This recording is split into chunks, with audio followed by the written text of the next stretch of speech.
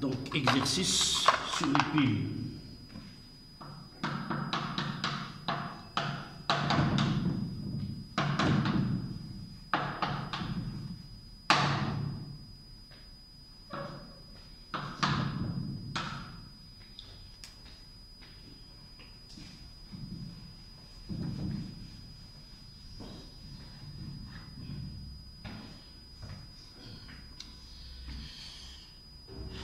Donc, un petit rappel. C'est quoi une pile? Une pile est un générateur. C'est un générateur de courant électrique. Oui. C'est très bien. Oui. Qui forme l'électricité avec la réaction acide-basique. Une réaction. Qu'est-ce que nous écrivons comme équation? Oxydation et réduction. Oxydation et réduction. Voilà, ce sont des oxydes, des réactions d'oxydoréduction. Donc, une pile, c'est un générateur de courant électrique qui permet de récupérer de l'énergie électrique à partir de l'énergie chimique. Suite à une réaction chimique qui se produit au sein de cette pile, qui est normalement formée de 2 compartiments, et chaque compartiment, il y a un couple oxydoréducteur. Donc, des réactions, un transfert d'électrons s'effectue entre les 2 couples par l'intermédiaire d'un circuit électrique. Ces charges électriques, une fois qu'ils passent dans un circuit fermé à l'extérieur, ils produisent de l'énergie électrique.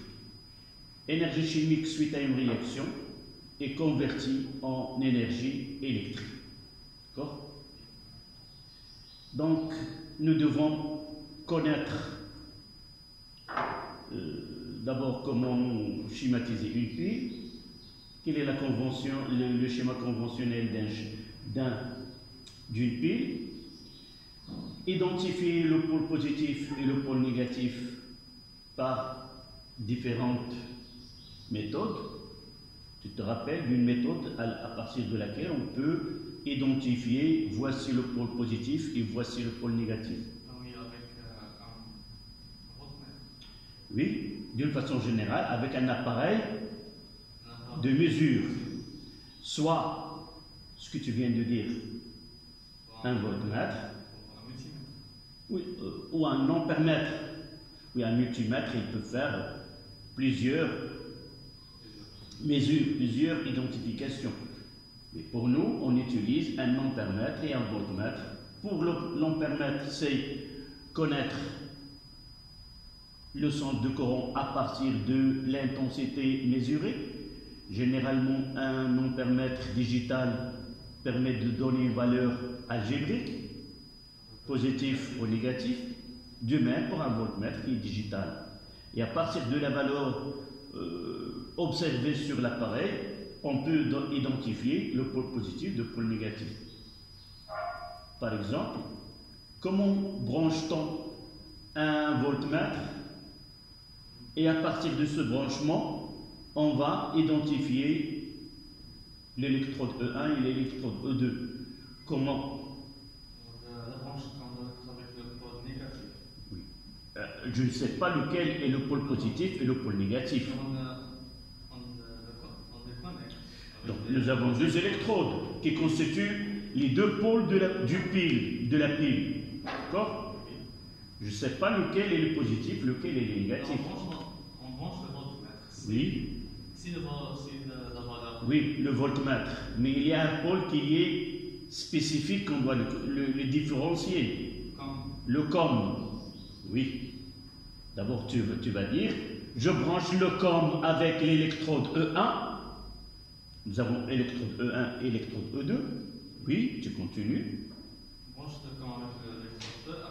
Oui. Si C'est la mesure, la valeur algébrique.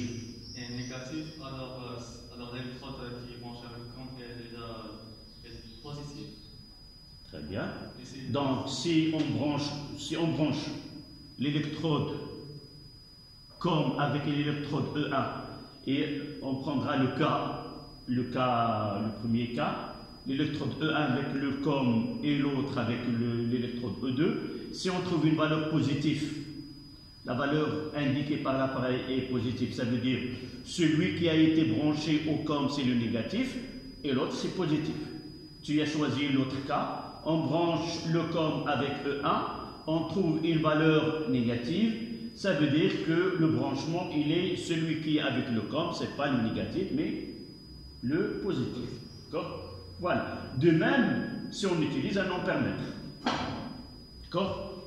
Voici la première méthode. Comment peut-on identifier la polarité d'une pile? Deuxième méthode. Par la masse de l'électrode. Nous avons parlé de courant électrique, d'une tension aux bornes des électrodes qui constituent la pile. Un courant électrique, c'est quoi? C'est la traversée des électrons. Des électrons qui circulent dans le circuit. D'où viennent ces électrons? Des électrodes. D'où viennent ces électrons? Nous avons dit qu'une réaction chimique d'oxydoréduction, c'est elle qui génère de l'électricité, c'est-à-dire donne un courant électrique, un écoulement des électrons. D'où viennent ces électrons? L'oxydation. Oui, des réactions d'oxydoréduction. D'où sortent les électrons de la pile? De quelle électrode? Électrode négative. L'électrode négative. Donc, pour connaître l'électrode négative, il faut que la réaction qui se produit à ce niveau-là est une réaction qui produit des électrons, c'est-à-dire une oxydation. Et l'électrode, on va l'appeler anode, oxydation anodique. De l'autre côté, les électrons entrent, consommation des électrons, donc c'est une réaction de réduction. Et par la suite, nous pouvons identifier les polarités de la pile à partir des réactions qui se produisent au niveau de deux demi-piles ou au niveau de deux couples oxydoréducteurs. D'accord? Autre méthode de connaître évidemment la polarité d'une façon indirecte, qui demande plusieurs étapes de raisonnement. Si on vous donne la méthode, on l'appelle le critère, on vous donne la constante d'équilibre et on vous donne la concentration initiale des espèces mises en jeu dans la réaction. Comment on peut prévoir le fonctionnement de cette pile et par la suite identifier le pôle positif et le pôle négatif? On calcule le quotient de réaction. Le quotient de réaction à l'instant initial, oui. Avec cette quotient, on peut voir quel est le sens. C'est très bien. Avec la constante d'équilibre, en comparant QRI avec Q, si nous constatons que QRI est inférieur à K, ça veut dire quoi? Ça veut dire que c'est la base. C'est le système évolue dans le sens. Quel est ce critère d'évolution d'un système chimique? Quel est ce critère? شنو هو هذا المعيار؟ معيار التقدم ديال التحول الكيميائي كنعتمدوا على ماذا؟ لا، هذا المبدا هذا اللي كنعتمدوه للتنبؤ بتطور مجموعه كيميائيه. شنو هو المبدا ديالو؟ علاش كنعتمدوه؟ كاين واحد المبدا اللي هو عام في اي تحول كيميائي. عندما ننطلق من حاله معينه فتلك الحاله المجموعه سوف تتطور في اتجاه لكي يصبح ماذا؟ Oui, l'équilibre. Comment peut-on connaître l'équilibre? C'est quand le quotient de réaction atteint. C'est le plus petit. Donc le système, le quotient va augmenter de telle façon à atteindre la valeur de la constante d'équilibre. Et c'est les plus grands, elle va diminuer de telle façon à atteindre. Et nous avons dit CQR est inférieur à K, alors le système se déplace dans le sens 1, dans le sens direct. Si le quotient de réaction il est supérieur à la constante d'équilibre, le système évolue dans le sens inverse, de telle façon que ce quotient doit atteindre cette valeur-là, et par la suite, le système évolue dans le sens inverse. D'accord? Ça, il ne reste dans ce petit rappel que les calculs, le côté, l'étude quantitative de réactions qui se produisent au sein de la pluie. Ce qu'on va voir dans ces exercices. Donc, exercice 1, tu noteras les questions et par la suite, à la maison, tu trouveras l'énoncé de l'exercice dans le groupe. D'accord? Donc, exercice. Exercice. Oui, côté exercice.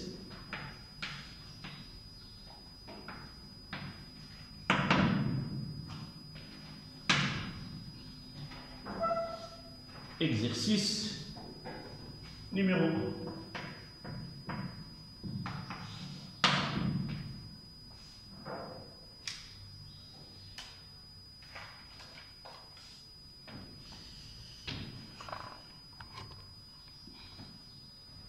Donc, je vais essayer de lire l'énoncé et écrire les données qu'on peut utiliser par la suite. On réalise. C'est pas la peine de l'écrire, tu m'écoutes. Tu auras l'exercice par la suite. Mais tu prendras, comme moi, au tableau, ce que je vais écrire au tableau, tu vas l'écrire tout simplement. On réalise une pile avec les couples NI de plus sur NI. Voici les deux couples qu'on va utiliser. NI de plus sur NI. Et AL3 plus sur AL. Et Al3 plus sur Al. La lame du nickel, qui est NI, est trempée dans 150 ml d'une solution où 2 g de sulfate de nickel NiSO4 ont été dissous et la lame de l'aluminium trempée dans une solution où 2 g de sulfate d'aluminium et dont la masse est de grammes, Al2SO4, le tout 3. Donc, je ne vais pas faire le schéma parce que la question c'est faire le schéma de la pile. Donc, une lame, tu écris en même temps que moi, une lame de Ni, donc 150 ml d'une solution de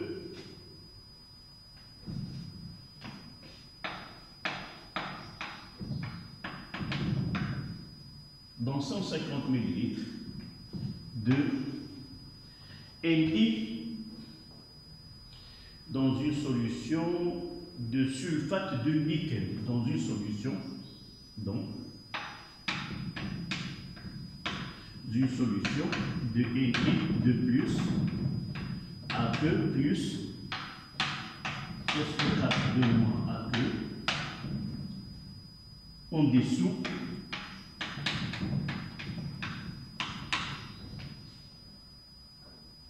de grammes.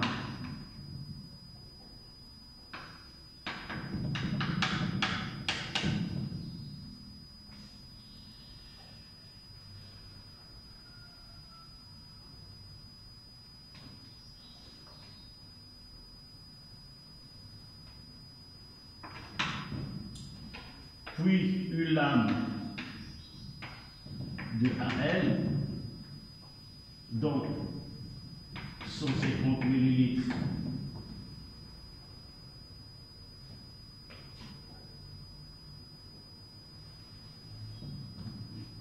ici une lame dans 150 ml de NiSO4 en dessous de la même façon 150 ml de Al2 SO4 3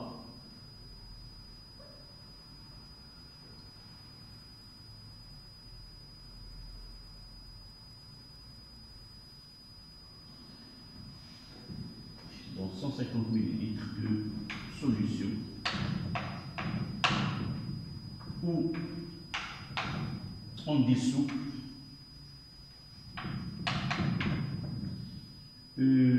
grammes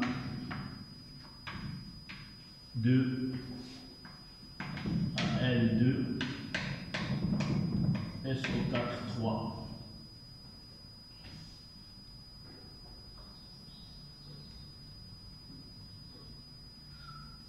Un point salat.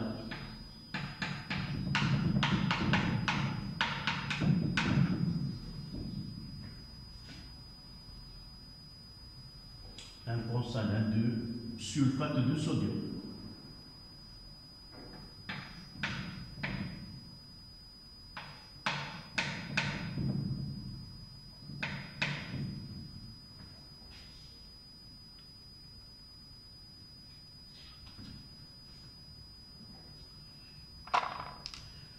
Donc une lame de nickel trempée dans une solution de sulfate de nickel dont le volume est 150 ml.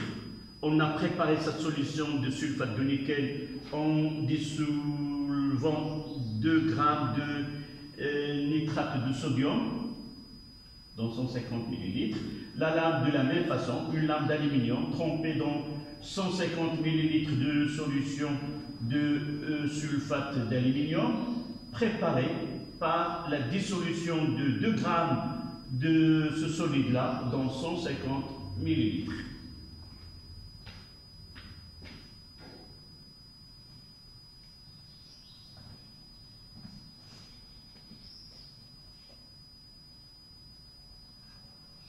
Première question. Faire un dessin de cette pile ou faire un schéma de la pile. Faire le schéma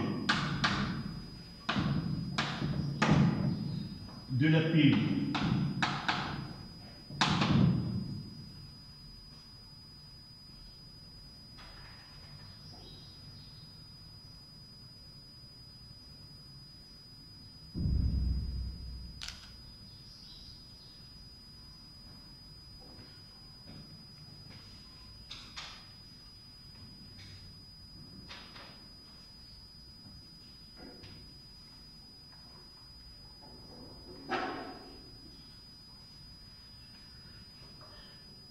D'une façon générale,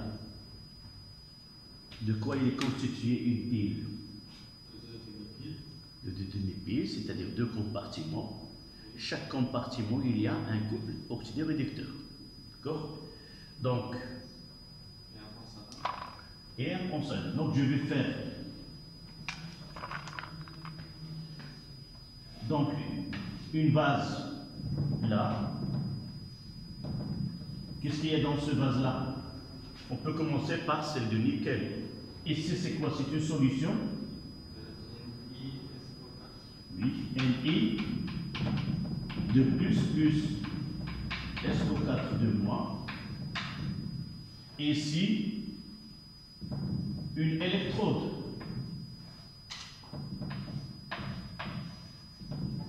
Quelle est la nature de ce métal-là?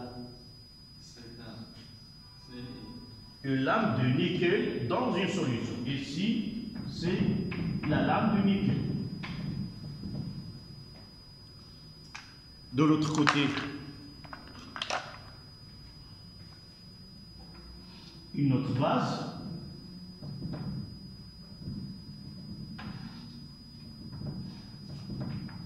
Ici, c'est la solution de Nord. Tu peux la tracer sans regarder au tableau.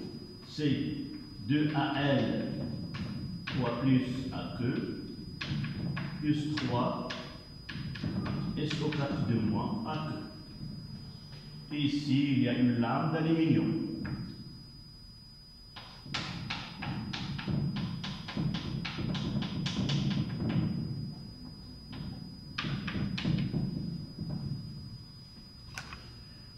Est-ce qu'il reste quelque chose à ajouter?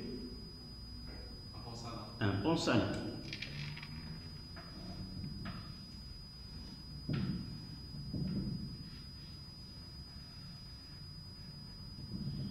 À l'intérieur, c'est 2Na plus SO4 2 moins. Voilà, deux demi-piles, deux vases, deux béchers. Chacun comporte, si vous voulez, est constitué d'un couple oxydoréducteur.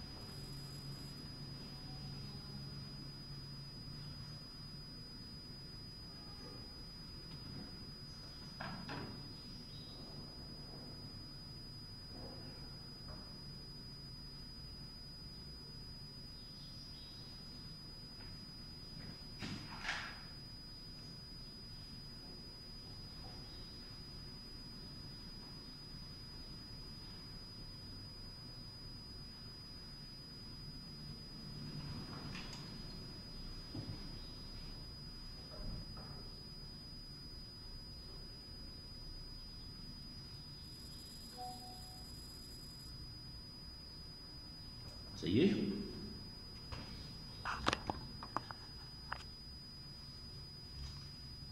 La deuxième question maintenant.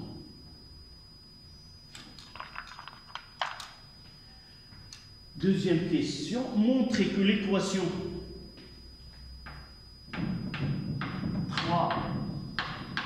3NI solide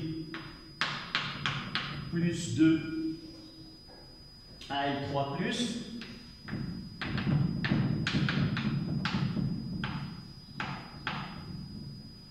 donne 3NI2 plus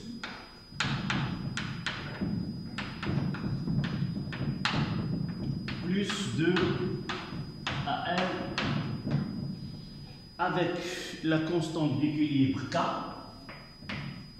est égale à 10 à la puissance moins 143.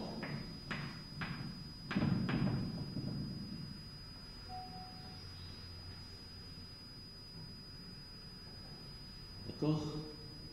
La question, montrez que l'équation peut rendre compte de la transformation de la pile. Peut montrer que l'équation, je vais reformuler la question d'une autre manière, montrer que l'équation permet de prévoir, si vous voulez, l'évolution du système, permet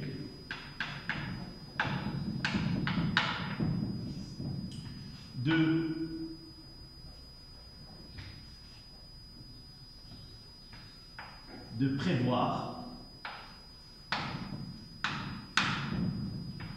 l'évolution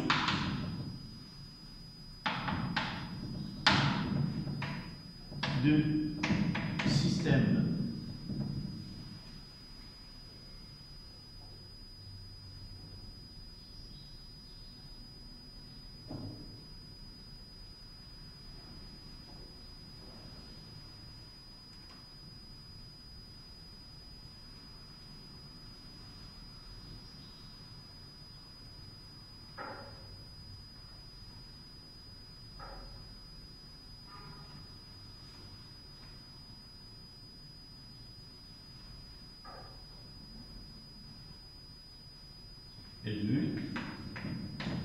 écrire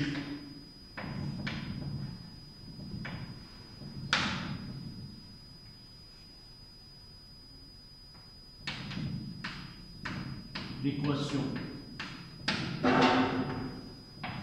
de la réaction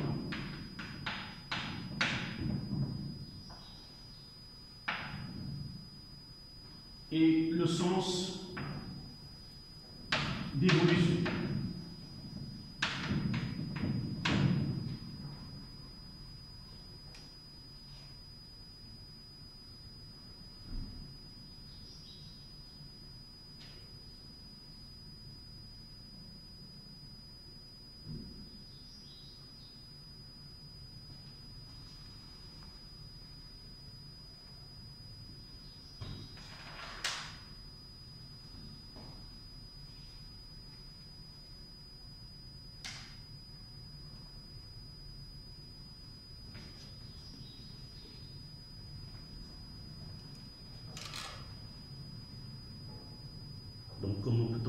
cette question?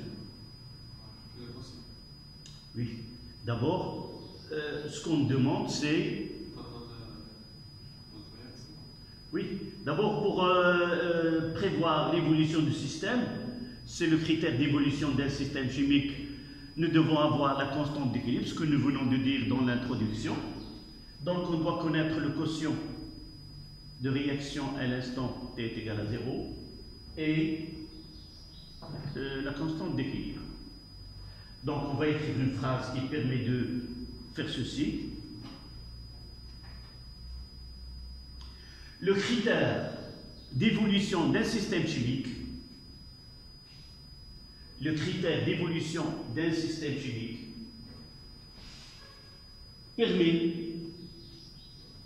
permet de prévoir le sens et la nature de la transformation chimique, le sens et la nature de la transformation chimique au sein du système étudié.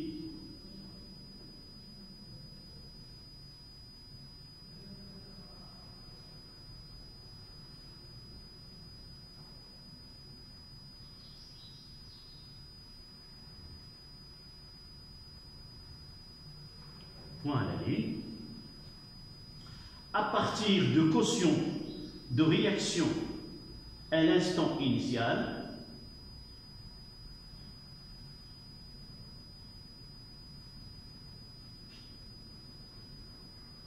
et la constante d'équilibre,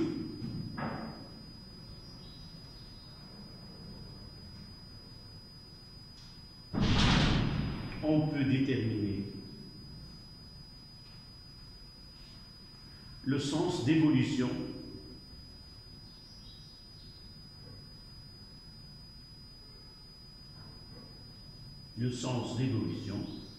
et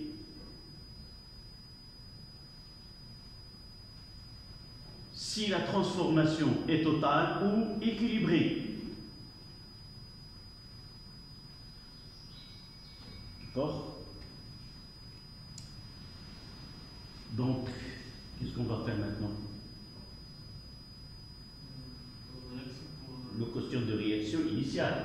Donc, QRI est égal à quoi? Donnez-moi son expression. D'où on va tirer son expression? C'est de l'équation. C'est la concentration effective des produits sur la concentration effective des réactifs. Oui. Tu me donnes.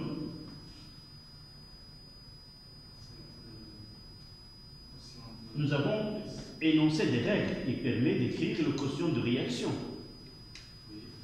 Nous avons pris deux cas particuliers où on donne à l'espèce chimique 1, relativement lorsqu'il est soit solide, soit qu'il constitue le solvant. Tu vois ici l'aluminium, c'est solide, et le nickel est solide. Donc ils n'apparaîtront pas dans l'équation, on va donner 1. C'est-à-dire on ne va pas prendre en considération si les corps sont solides ou si dans l'équation il y a le solvant qui est l'eau. Et généralement l'eau elle va constituer le solvant lorsqu'on travaille avec des solutions aqueuses. Si la réaction met en évidence des réactifs qui ne sont pas à l'état aqueuse, dans ce cas-là, l'eau sera comme les autres réactifs et on va introduire sa concentration. D'accord? Donc tu me donnes maintenant. Si l'eau est un solvant, si l'eau est un solvant, ça veut dire quoi?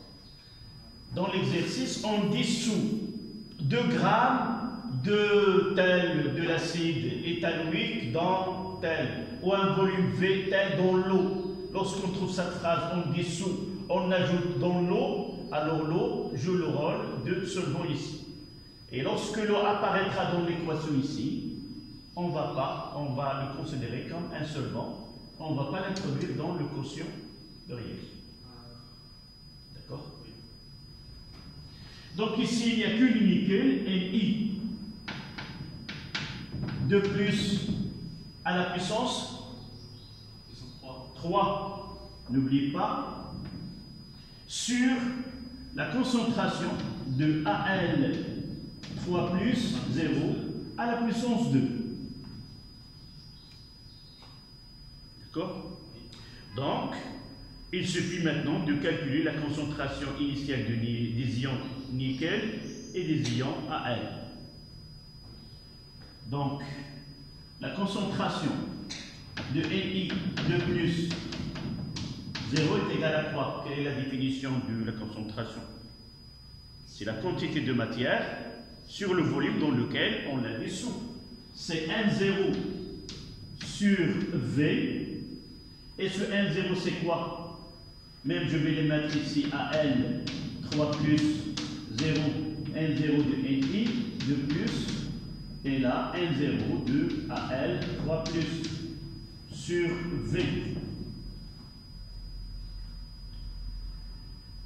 Maintenant, on va donner l'expression de la quantité de matière de nickel.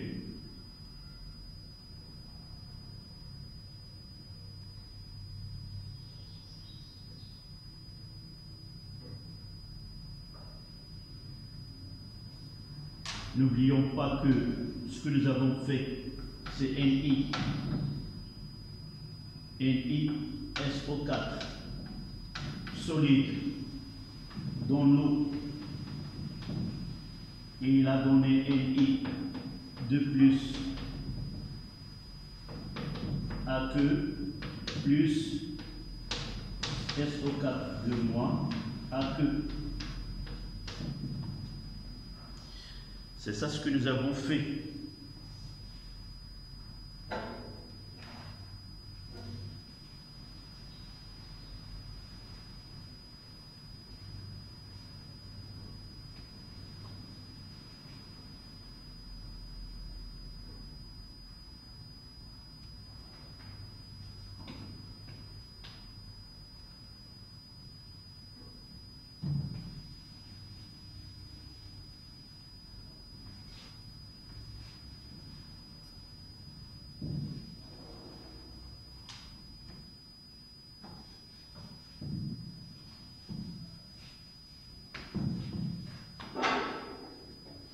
Donc, comment peut-on calculer la quantité de matière d'abord?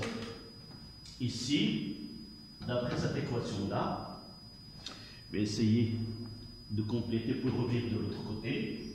La quantité de matière de Ni SO4 sur 1 est égale à la quantité de matière de Ni de plus sur 1. Et de là, la masse de Ni SO4 sur la masse molaire de Ni SO4 est égale à la quantité de matière de Ni de plus que nous cherchons. Et de là, on fait le calcul. La masse C2 divisée par la masse molaire. Dans l'exercice, ils nous ont donné, je n'ai pas donné la masse molaire de chacun de... voici la masse molaire de Ni SO4 est égale, c'est 58 de celle du nickel, 58,7 plus 32, celle de soufre, 1 plus 4 fois 16. Bon. Je vous donne la quantité de matière calculée. C2 divisé par donc N de Ni de plus, ça sera 8,61 10 moins 2 mol, pardon, Ni ici, je vais essayer de mettre C2 2 divisé par cette quantité-là, 58,7 plus 32,1 plus 4 fois 16, et la concentration de NI de plus 0, ça sera, voilà, c'est 8,61 mol litre moins 1, puisque le volume V est égal à 150 millilitres, c'est-à-dire 0,15 litres. D'accord?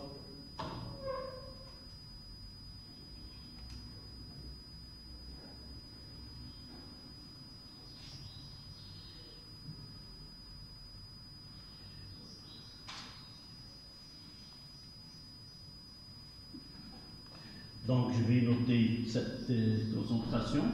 Donc, NI de plus initial, c'est 8,61, 10 moins 3, 10 moins 2, mol, 10 moins 1.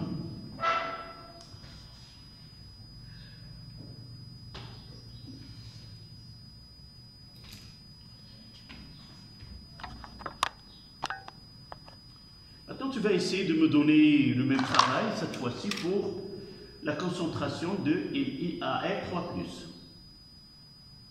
Tu as vu comment nous avons fait. Nous avons dissous cette matière-là dans l'eau pour atteindre la concentration de Li de plus. Tu vas me dire, calcule là, calcul de la concentration de Al3+, 0. Comment doit-on travailler? Nous avons obtenu une scission à partir de quoi? On a mis une lame d'aluminium dessous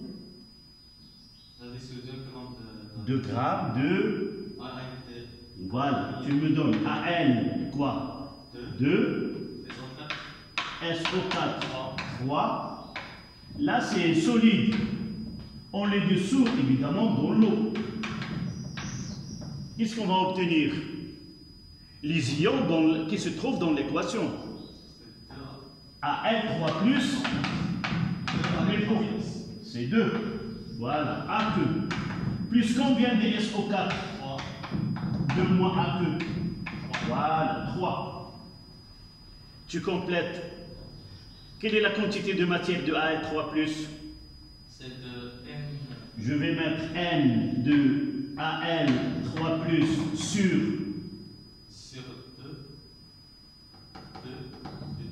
sur 2 est égal à N de Al2 SO4 3 divisé par 1. La 1. D'accord? Oui. Et de là, on va déterminer que la concentration, la quantité de matière, je vais effacer cette partie-là. Tu as écrit ces... J'ai écrit cette partie. Oui.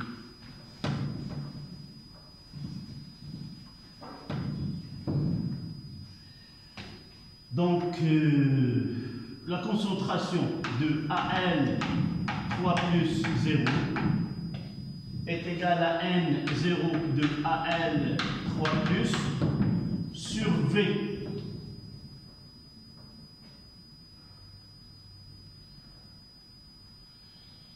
Et nous voyons que N de Al3+ est égal 2 fois N de Al2 SO4 3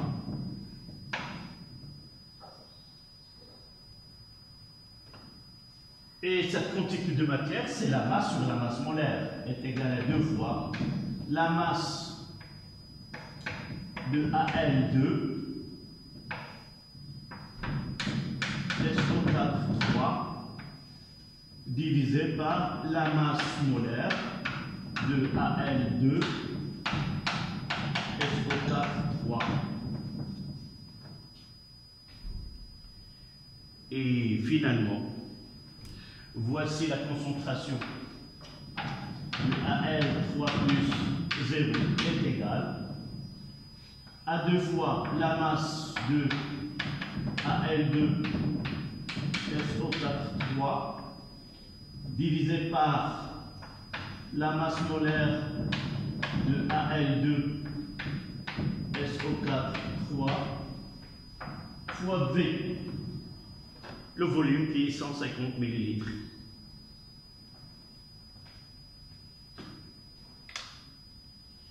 La masse molaire de AL2 SO4 3 est égale, voilà, 2 fois 27 plus 3 fois 32,1 plus 4 fois 16.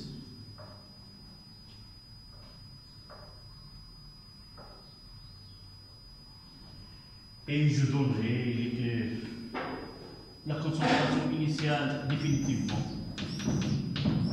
est égale à 7,79 fois 10 moins 2 mol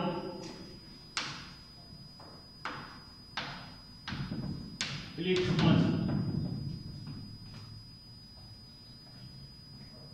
Là, nous avons fait que le calcul des concentrations initiales. Et nous devons compléter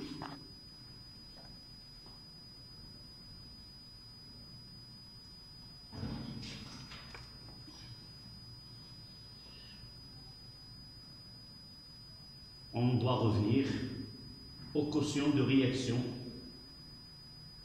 à l'instant initial.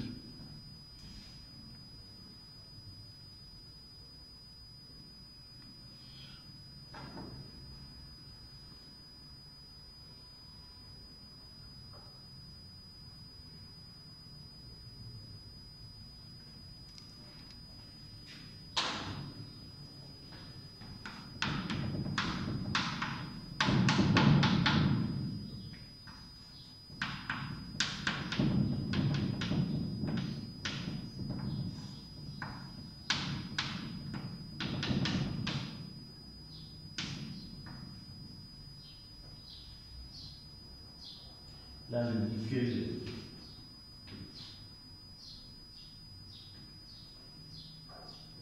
là, c'est le liquide 3 et là, c'est 2.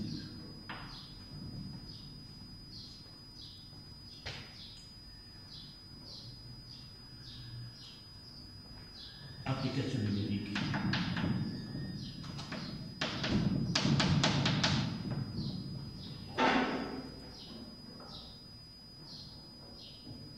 C'est 8,71 moins 2 à la puissance 3 sur 7,79 10 moins 2 à la puissance 2 et ça donne presque 1,11.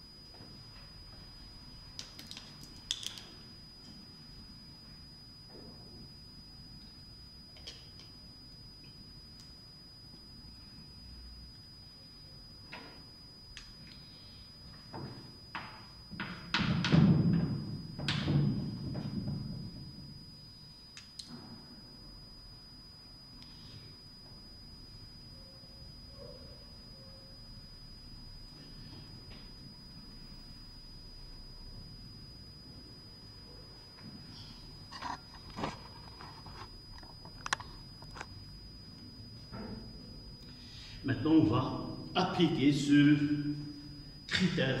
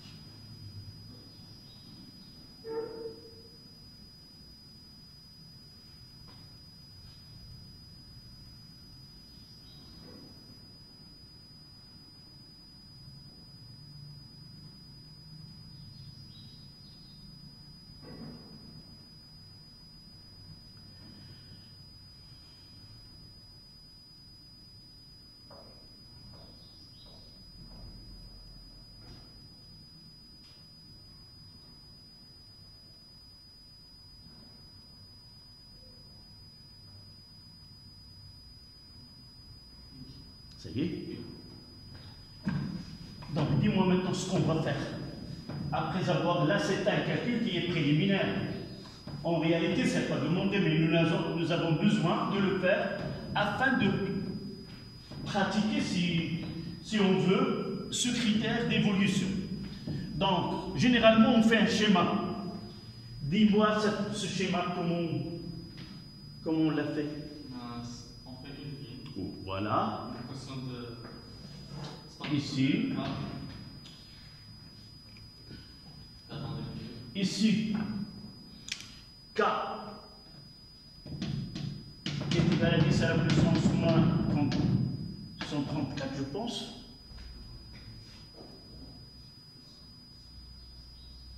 C'est ça? 143. Moins 143. 43. Voilà. Et QR, c'était plus grand. Voilà. QRI est égal à 1,11. Alors, c'est le sens indirect. C'est très bien. Donc, le système évolue de telle façon que le quotient réaction doit atteindre la valeur 2. C'est ça le principe. Donc, l'évolution, le système évolue spontanément de telle façon que le quotient de réaction va atteindre la valeur de K. Et nous voyons qu'elle va diminuer, c'est-à-dire évolution dans le sens de. D'accord? Donc, on écrira une phrase. Le système évolue spontanément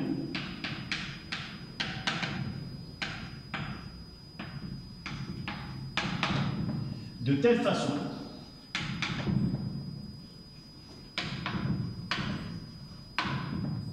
que QRI atteint K, c'est-à-dire dans le sens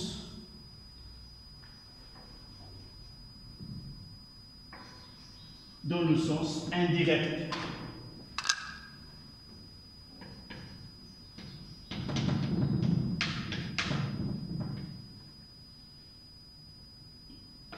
Sens 2.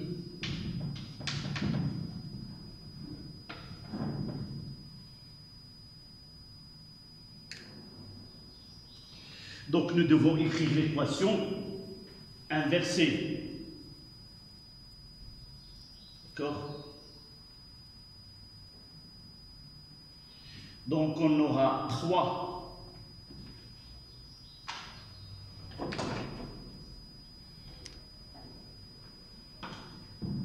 NI de plus 2 AL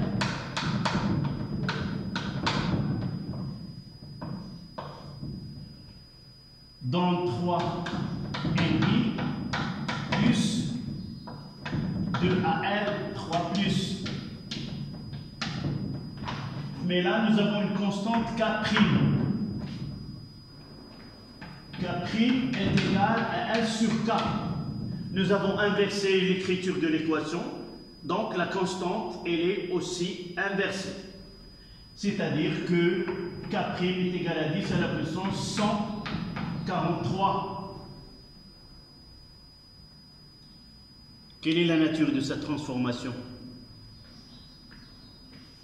Pourquoi j'ai calculé de nouveau K' et connaître sa valeur? C'est pour... Qu'est-ce que je dois écrire? Oui, 10 à la puissance 4. Et qu'est-ce que je dois écrire maintenant? La transformation est... Oui, totale. La transformation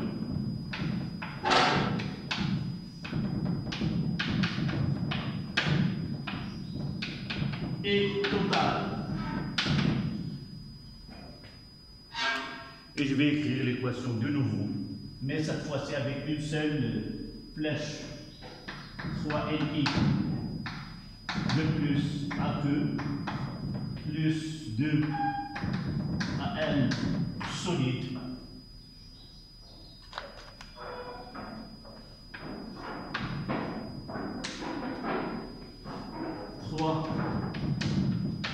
solide plus 2 AL 3 plus AQ.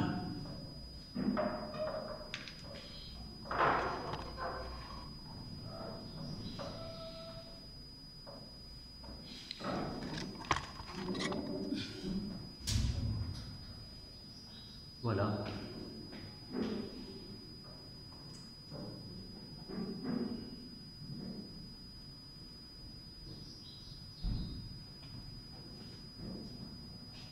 La question 3.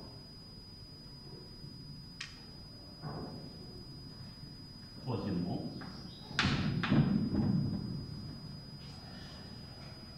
Déterminer l'anode et la cathode et en déduire la polarité de la pile.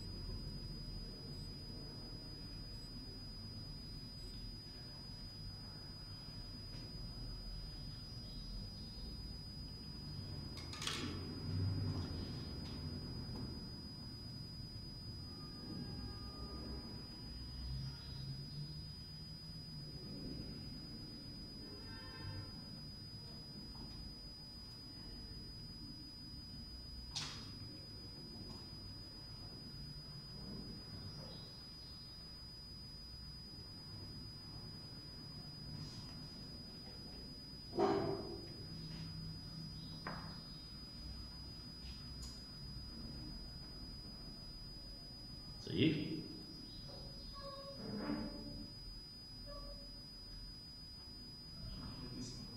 La question, déterminer l'anode et la cathode, puis en déduire la polarité de la pile. C'est-à-dire, tu dois dire est-ce que la lame en nickel c'est l'anode ou la cathode. Évidemment, on doit justifier.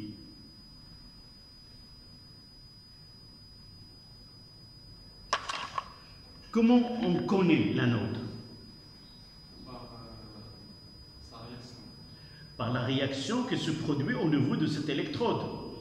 Comment on a donné la façon avec laquelle on doit mémoriser la réaction qui se produit à l'anode et celle qui se produit à la cathode?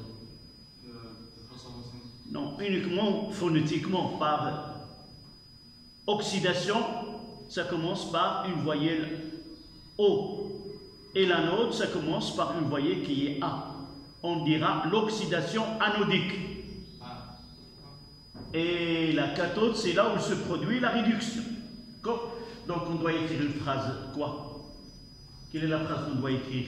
À l'anode, il se produit l'oxydation.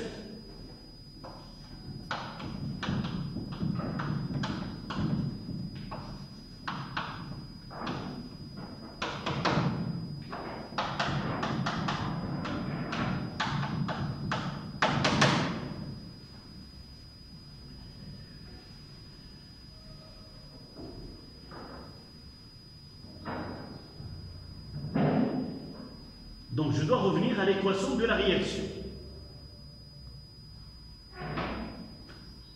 On va ici.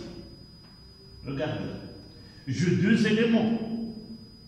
Évidemment, l'un, il va subir l'oxydation et l'autre, il va subir la réduction. Une oxydation, c'est quoi? C'est une perte d'électrons. Quel est l'élément qui a perdu les électrons ici?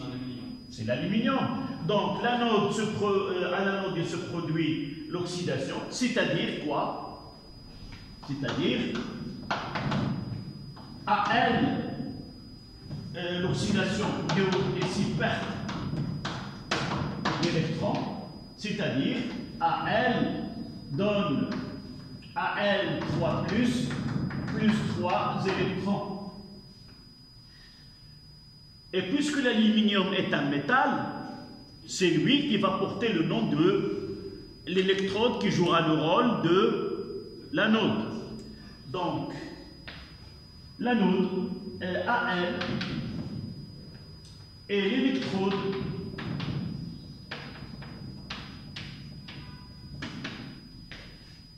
qui jouera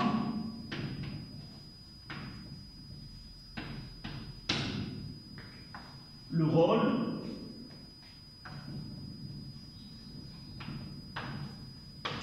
de l'anode. Évidemment, par conséquent, le nickel jouera le rôle de la cathode. C'est pas la peine de le justifier. Par conséquent, je l'écris ici.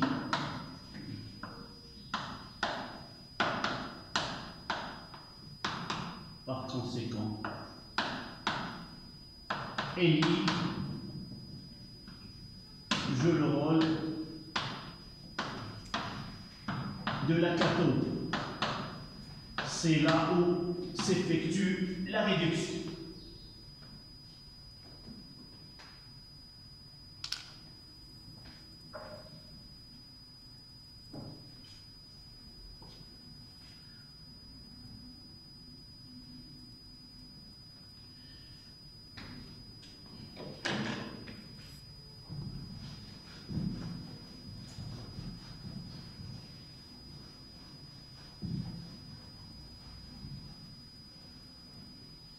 Maintenant, il nous reste la polarité.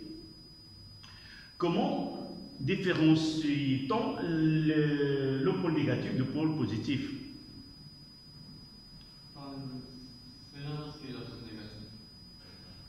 Mais généralement, il faut toujours donner l'appellation anode et cathode. Il va être par la suite porté dans l'électrolyse, c'est autre chose.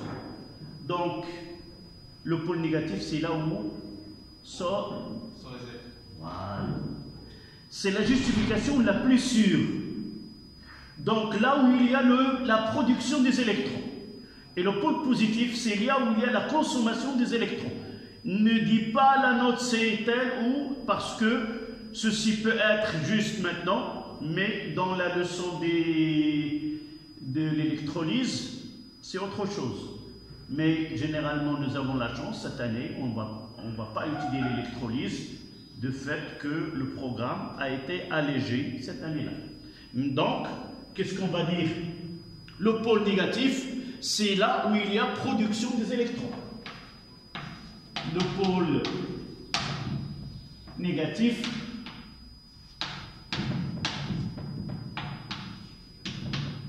est là où il y a production.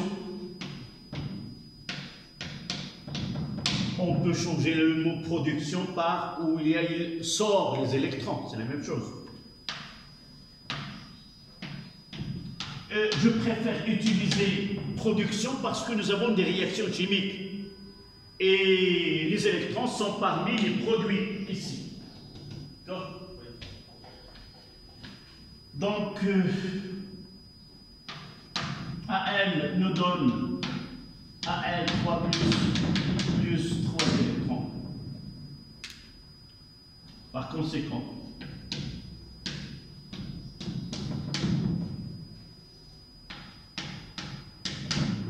AL est le pôle négatif.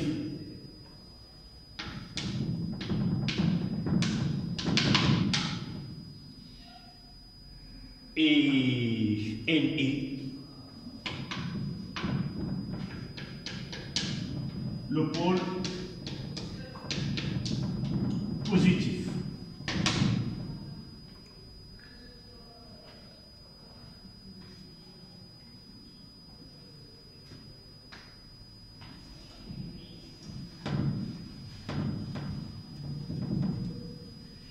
Et si on n'a pas donné, je vais voir, si on vous donne...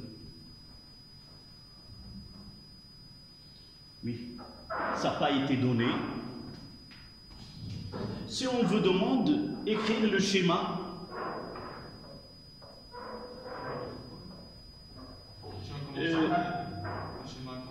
conventionnel de la pile. Il faut différencier le schéma de la pile, celle que nous avons utilisée dans la première question, mais maintenant on va l'ajouter, c'est la question 4. Donner le schéma conventionnel de la pile.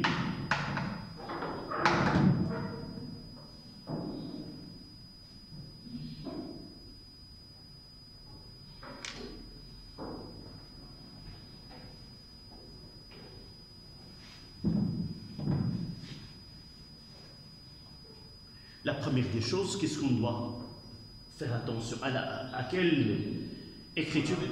Les polarités, oui. C'est-à-dire, c'est très bien, c'est là on mettra moins. Et de l'autre côté, on mettra plus.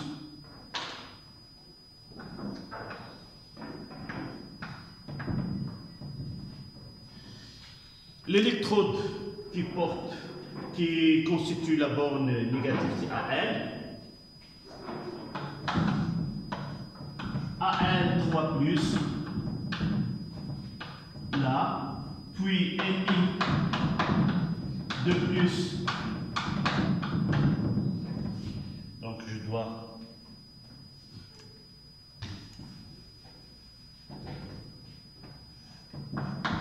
NI de plus à que, et là, c'est NI. Voilà le schéma conventionnel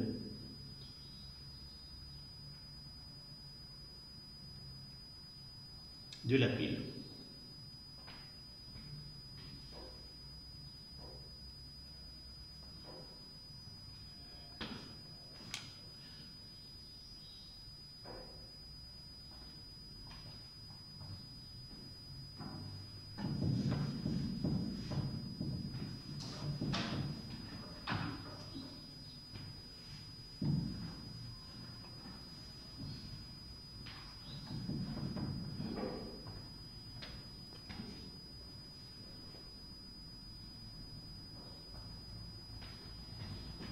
Question suivante.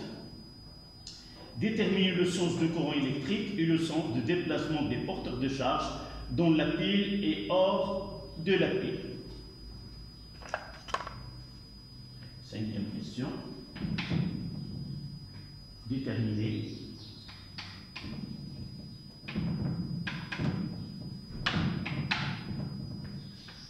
le sens du courant électrique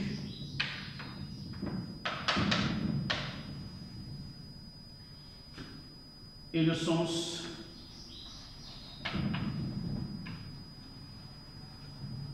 de déplacement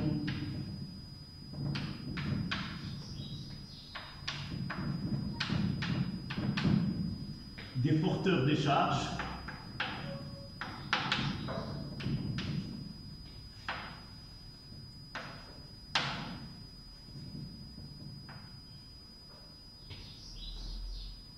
dans la pile et hors de la pile.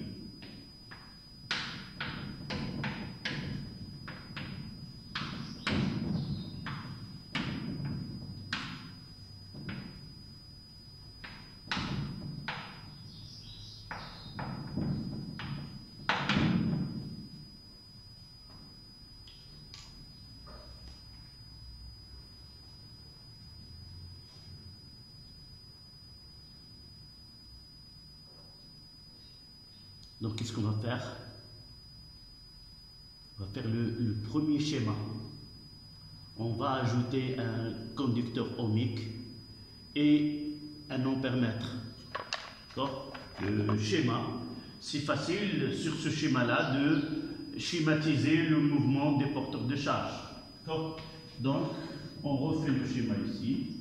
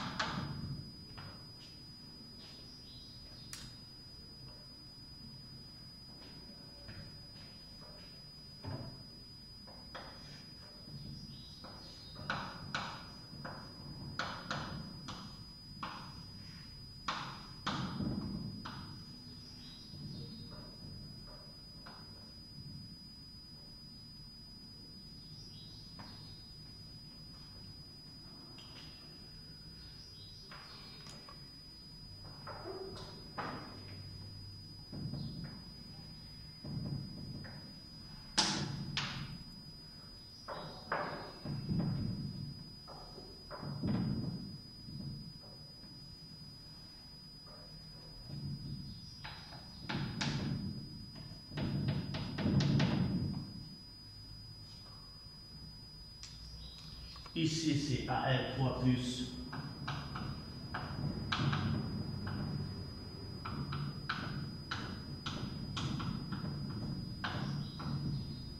ici, c'est EI de plus.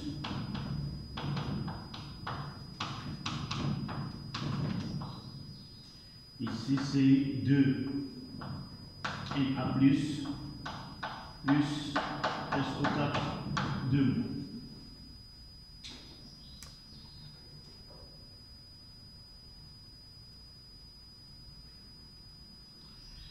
Donc, le source de courant à l'extérieur.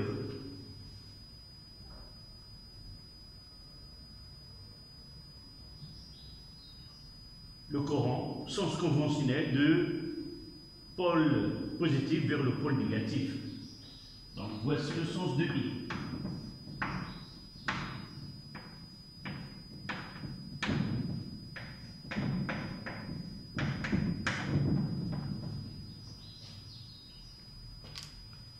évidemment, ce sens, il est comme ça. Et même là. Là, c'est I. Et là, c'est I. Ici, le sens de courant est comme ça.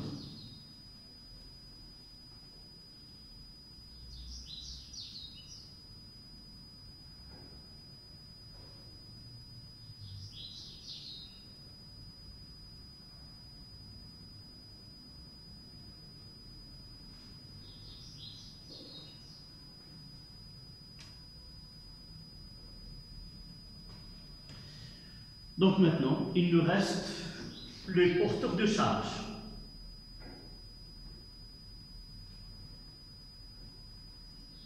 Donc dans le porcelain, le sens conventionnel est dans ce sens-là. On va essayer de mentionner le sens des autres porteurs de charge.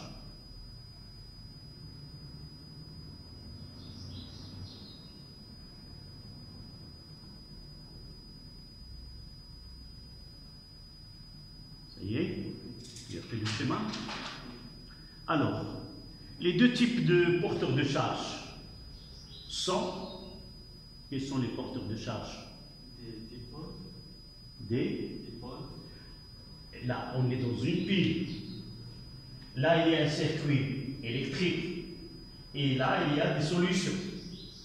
Nous avons déjà étudié en tronc commun que le courant électrique, c'est en quelque sorte un mouvement des porteurs de charge. Dans les fils de connexion et dans les métaux, les porteurs de charge sont dans les métaux, les porteurs de charge sont les électrons. Et dans les solutions électrolytiques, les porteurs de charge sont des ions, les cations et les anions. Le sens conventionnel du courant électrique est défini dans le sens contraire de celui de mouvement des électrons. Et dans les cations, le courant électrique se manifeste par une double migration des ions. Les ions positifs migrent dans le sens conventionnel du courant électrique et les ions négatifs migrent dans le sens inverse. Donc, on va faire le schéma ici. Donc, si le courant est dans ce sens-là, alors les électrons sont dans le sens inverse. Et ça, ce que nous avons dit. Nous avons dit que l'anode, c'est là où il y a production des électrons. Et ces électrons passent de l'autre côté. Voilà. Ils viennent ici. Jusque-là.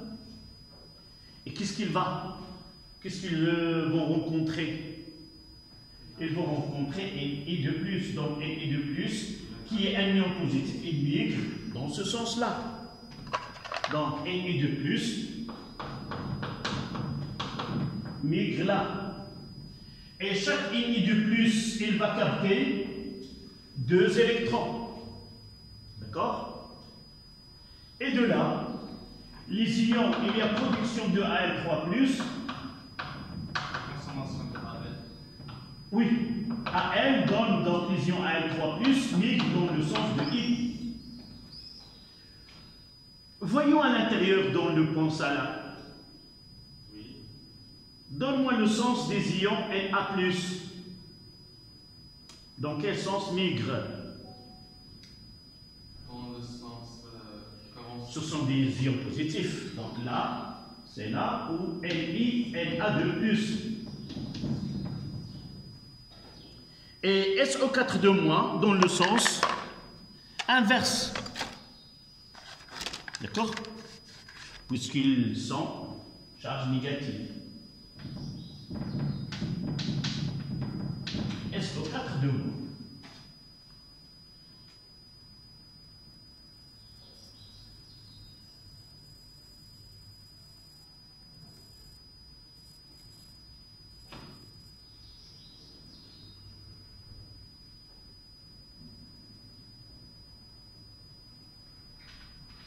Ça va nous ramener à donner le rôle du pensalat.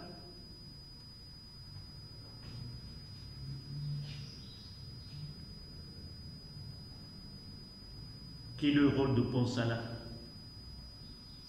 d'équilibrer les charges. D'abord, avant d'équilibrer les charges, il assure la fermeture du circuit. Sans Ponsala, le circuit n'est pas fermé. Donc la conduction électrique. Et cette conduction électrique se manifeste par une double migration des ions. Ces ions la migrent de deux côtés, de telle façon à réaliser la neutralité électrique. Vous voyez ici la consommation des ions positifs, donc au cours de fonctionnement de la pile, et les ions, la solution s'appauvrit en et de plus, et les ions SO4 de moins restent en grande quantité. Donc pour équilibrer, chaque ion et de plus passe de l'état ionique à l'état métallique. Deux ions Na+ prend la place. Et de l'autre côté, les ions Al2+ s'enrichissent en concentration. Là, la solution s'enrichit en ion Al3+, mais la SO4 de moins, la concentration ne varie pas. Donc, pour avoir la neutralité électrique, chaque deux ions Al3+ qui entrent dans la solution nécessite l'apport de 3 SO4 de moins afin d'avoir cette neutralité électrique. Si la neutralité électrique n'est pas réalisée, alors la pile ne fonctionne pas correctement et elle finira par avoir un courant qui est nul. D'accord? Donc, voilà le rôle, parmi les questions qu'on pose, c'est le rôle de Ponsala. Une fois que tu termines, on va l'écrire sous forme d'une remarque.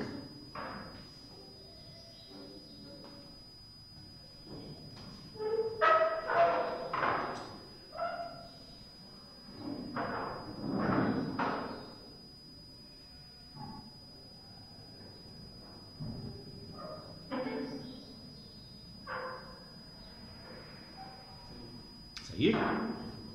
Donc, remarque.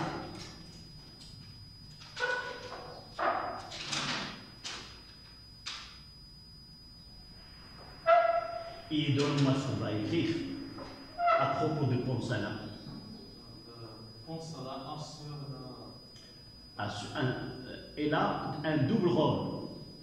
Assure la conduction électrique et c'est ça, la conduction électrique, c'est fermer le circuit. Et quoi d'autre? Assure la neutralité électrique dans les deux compartiments. Donc tu écris le rôle de Ponsala et deux points à la ligne premier tiré assure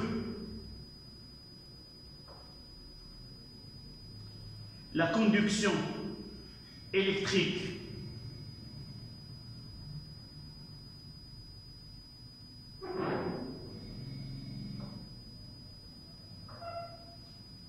entre parenthèses avoir un circuit fermé, avoir un circuit fermé,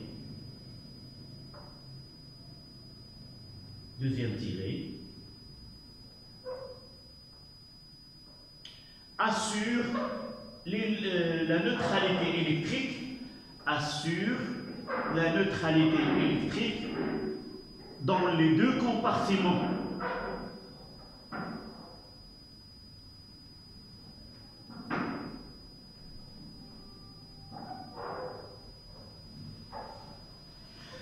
La dernière question, c'est une question quantitative. Voilà, la question c'était, ça sera 6. Donc, sixièmement.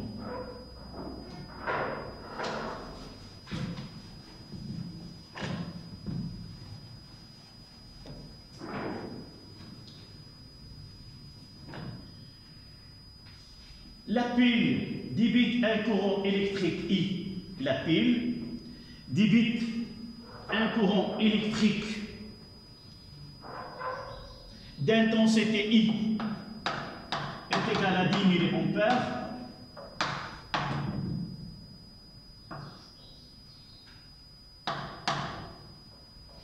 la pile limite un courant électrique I est égal à 10 ampères. Calculer la durée maximale. Calculer la durée maximale de fonctionnement de cette pile.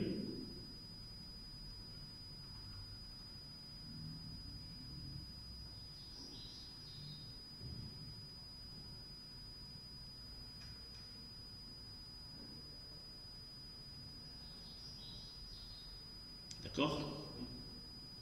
Voilà. Comment doit-on procéder? D'abord, on parlera de la durée maximale. Quand est-ce que la pile va cesser de fonctionner, de nous donner aucun courant électrique? Oui, c'est-à-dire, tant que la pile fonctionne, elle est hors équilibre. L'équilibre est atteint, c'est-à-dire il va arriver à la fin lorsque quoi? L'une des réactifs est épuisée. Là, nous avons, d'après les données de l'exercice, quel est l'élément qui va être épuisé sans chercher le réactif limitant? Est-ce que nous avons donné, ils nous ont donné la masse des électrodes? Non. Ils nous ont donné les concentrations. Essayez de regarder l'équation de la réaction. Quels sont les réactifs qui peuvent être épuisés au cours de fonctionnement? Soit l'aluminium et les ions nickel. Donc, puisqu'on n'a pas donné la masse, ça veut dire que la lame de l'aluminium, elle est suffisamment... il a une masse qui est très grande, de telle façon qu'il ne peut pas être consommé. Donc, l'élément qui va être consommé, c'est quoi? Donc, le nickel. Donc, à partir... Donc, l'élément, ici, l'élément...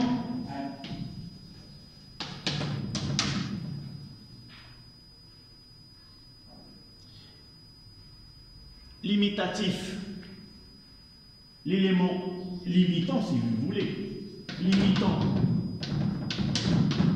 dans le fonctionnement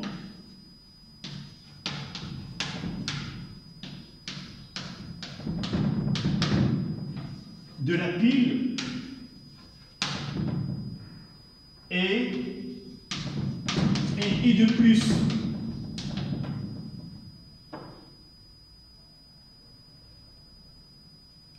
Donc on va faire un petit tableau qui est simple.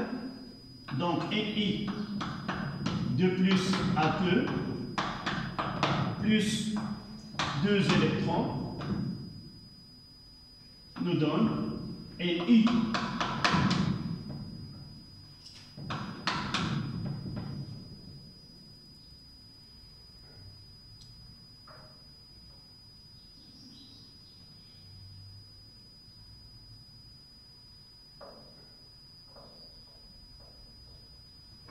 Là, à l'instant t est égal à 0, nous avons N0. Là, il n'y a pas de courant. Là, il y a N0 de NI solide parce que nous avons une lame. T final, on aura N0 moins X final. Ici, combien? 2X final. Et là, X final.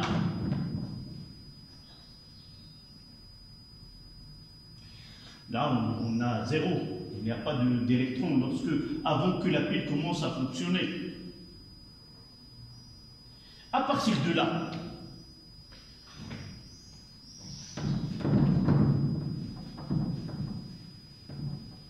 à l'état final, comment Ni de plus? Totalement consommé.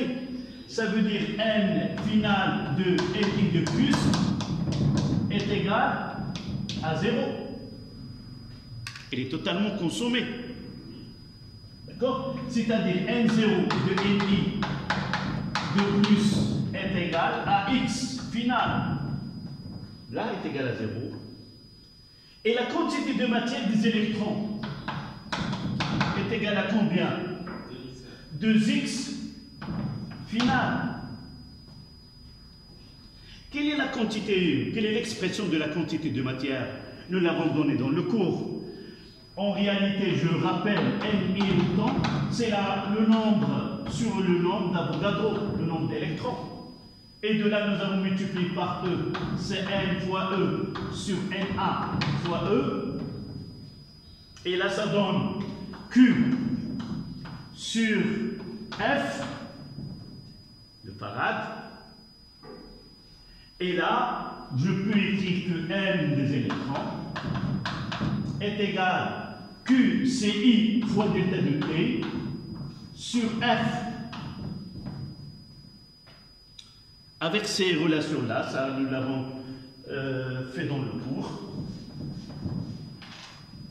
Donc, je vais regrouper ces deux. La quantité de matière est égale à 2 fois F, c'est-à-dire I fois delta de T sur F est égal à 2 fois X.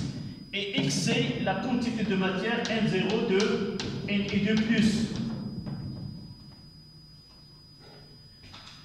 La quantité de matière de nickel, nous l'avons déjà calculée.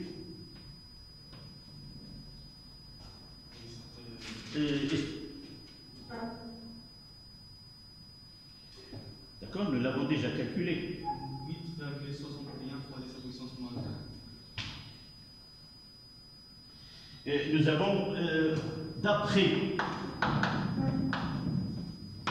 première question, la concentration de Ni de plus 0 est égale à 8,61 10 moins 2 mol litre mondial. C'est-à-dire que N0 de Ni de plus est égal à V. V fois la concentration de Ni de plus, qui est égal à 0,15 fois 8,64 fois 10 moins 2.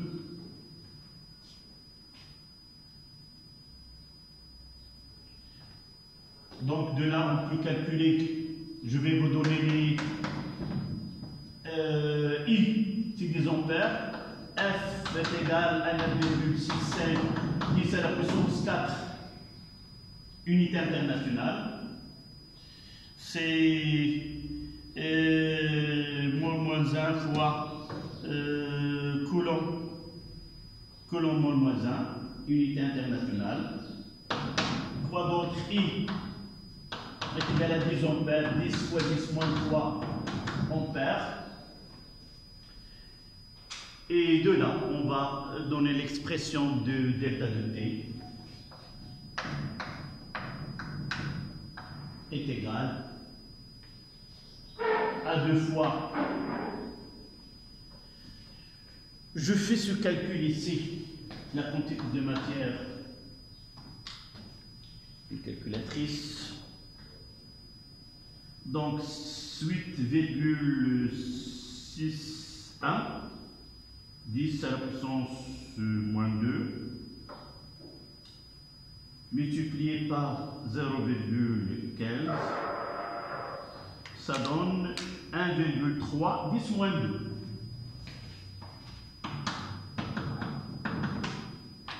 Mol. Donc, je noterai delta de T, ça sera 2 fois 1,3 fois 10 moins 2 multiplié par 9,65 10 à la puissance 4 divisé par 10 fois 10 moins 3, ça veut dire 10 moins 2.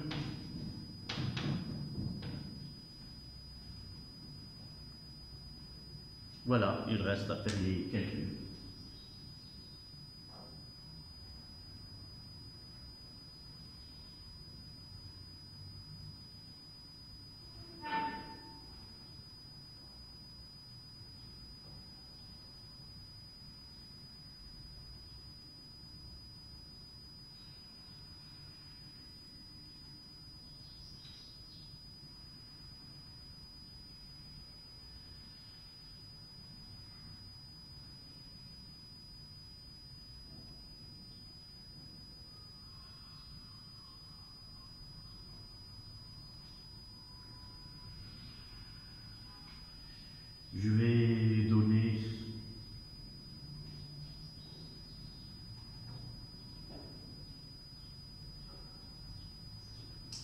c'est 2 jours.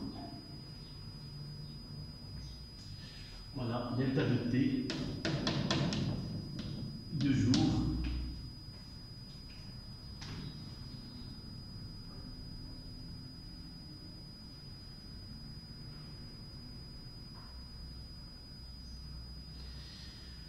« 21 heures »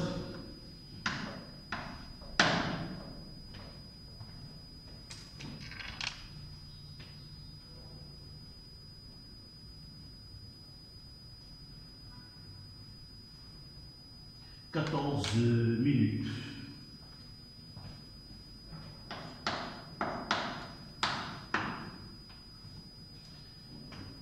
La question comment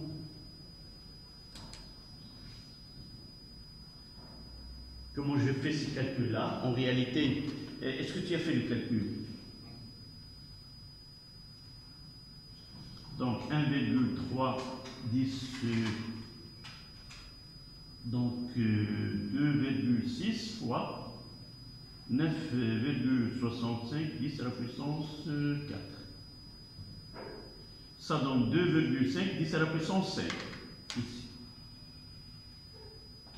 Donc 2,5 en réalité 5 1 10 à la puissance 3 et 2 5. 5 secondes.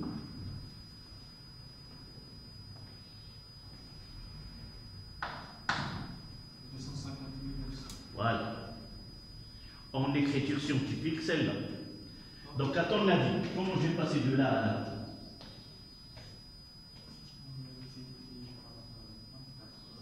D'abord, je passe aux heures. Je divise celle-là par 3600. Donc, tu le fais. 2,51 10 à la puissance 5 divisé par 3600.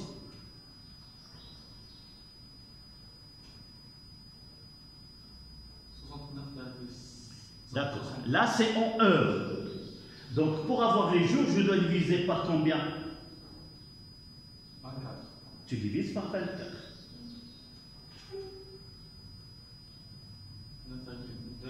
2. Je prends la partie 2. D'accord? J'écris 2 jours. Oui. Je ferai moins 2. Tu feras moins 2. Tu retranches 2 de ce que tu as trouvé pour enlever les jours. Voilà. Je veux revenir en heure. Là, c'est en jour. Pour revenir en heure, je dois multiplier par quoi? 24. Par 24. Tu multiplies par 24.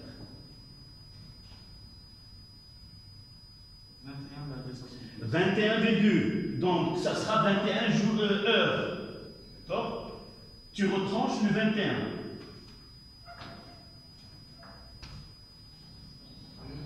Ce qui reste, comment il est en heures? Je dois multiplier par quoi? 3600. Non. En heure, pour avoir une minute, c'est 60. Tu multiplies le reste par 60. Tu enlèves la partie entière et tu multiplies par 60. C'est 14. 43. Combien? 43. 43. Oui. Donc on écrira, je ne sais pas comment j'ai fait les calculs. Je vais refaire, je ferai la même chose que toi. Donc je divise par 3600. Je divise par 24. Ça donne 2, donc moins 2 égale. Je multiplie par 24. Ça donne 21 heures. Moins 21 égale. Donc je me suis trompé. Donc 2, 25, comme nous avons trouvé 25 000. 25. Oui. De toute façon, moi j'ai trouvé 14. Je vais refaire les débuts. Donc 2, je prendrai 2,51. D'accord? 2,51. Le pratique, maintenant, on le connaît. 10 à la puissance 5. Voilà. divisé par 3600. Ça donne 69. Je divise par 24.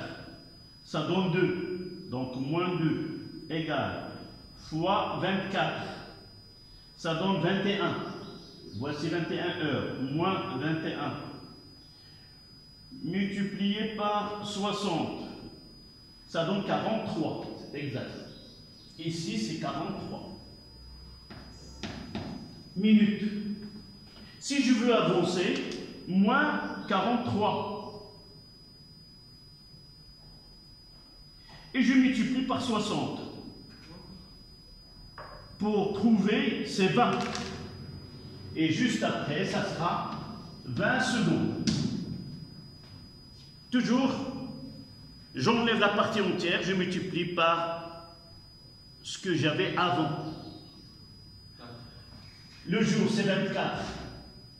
Lorsque je trouve, j'enlève la partie entière, il me reste virgule. En jour, je dois multiplier par 24 pour trouver les heures. J'enlève les heures, je l'écris, j'enlève la partie entière, le reste, je dois multiplier par 60. Je prends la partie entière, je l'écris en minutes, ici en minutes. Puis je multiplie par 60 pour trouver les secondes. D'accord? Voilà. C'est ainsi qu'on termine cet exercice.